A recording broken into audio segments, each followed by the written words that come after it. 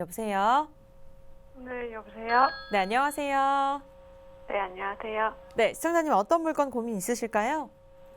네, 그 구이동 자이엘라 네. 전망이 어떤지 좀 향후 전망에 대해서 궁금해서요. 네, 알겠습니다. 광진구 그 자이엘라 아파트 말씀 주셨는데요. 거주 겸 투자 목적이실까요?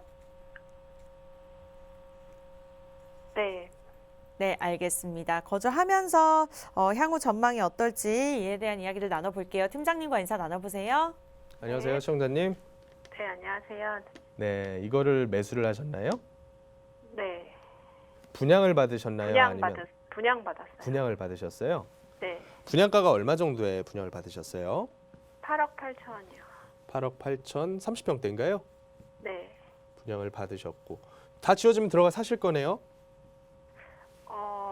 전세를 우선 줄까 생각하고 있거든요. 잔금 치를 그 돈이 약간 부족하신가요? 아니요, 그건 아닌데, 네.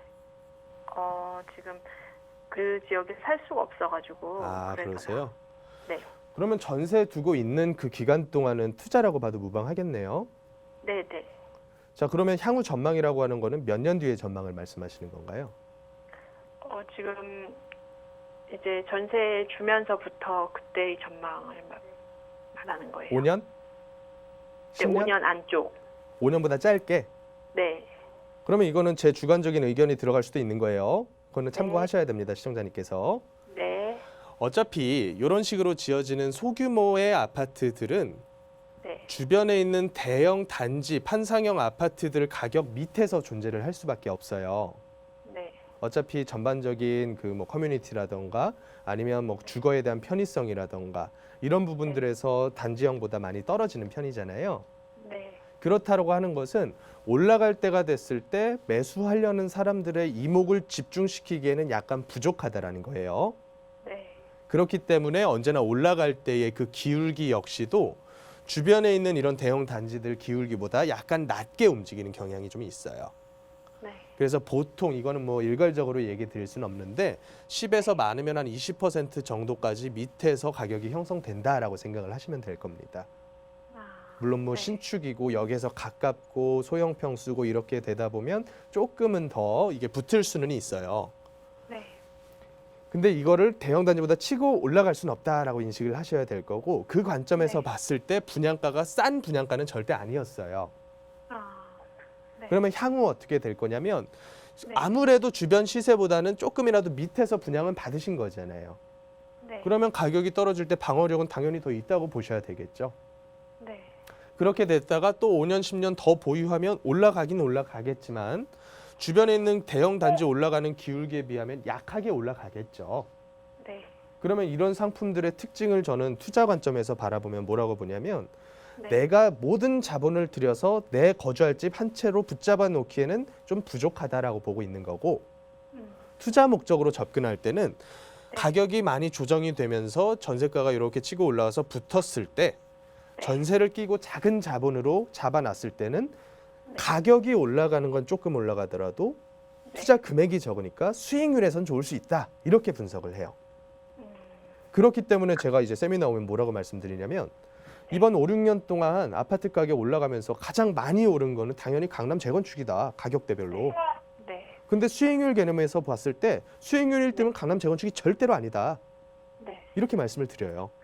음, 나홀로 아파트들 수익률 굉장히 좋았던 거 아세요? 음, 투자 금액이 3, 4천 들어갔거든요.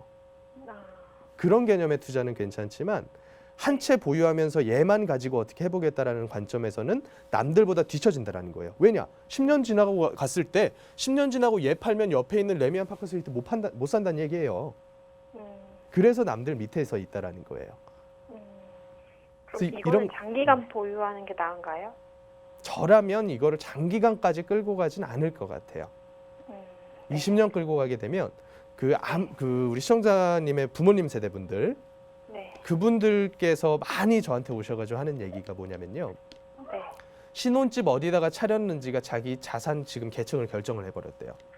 음, 그게 단순히 그냥 지역의 차이도 있겠지만 어떤 형태의 주택에서 시작했는지도 굉장히 중요해요. 아, 그래서 이거는 제가 뭐 지금 팔아라 언제 팔아라 말씀드릴 수 있는 상황이 아니에요.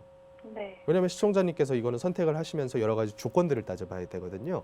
세금이라던가 혹은 전매라던가 제한이라던가 뭐 이런 네. 부분들을 살펴봐야 되기 때문에 네. 저라면 상승 네. 끝 무렵쯤 갔으면 한번 정리하고 그 자금 가지고 뭔가를 해야 돼요. 이거 이 판 자금 가지고 아무것도 안 할 거면 그냥 끌고 가세요. 마땅한 대안 안 보이잖아요? 그러면 그냥 끌고 네. 가세요. 음. 그게 더 나을 수가 있어요. 네. 그래서 이런 관점에서 봤을 때는 현금 가지고 뭔가를 할 수 있을 만한 대안을 찾으셔야 될 거예요. 시청자님께서도 앞으로 5년, 10년 살다 보면 네. 나중에 후회하면 늦어요. 아, 그때 뭐라도 이걸 가지고 해놓을 걸. 나중에 후회하면 늦습니다. 네. 그래서 이거를 대안 찾으시면서 매도하시기를 바랄게요. 네, 알겠습니다. 네, 감사합니다. 고맙습니다.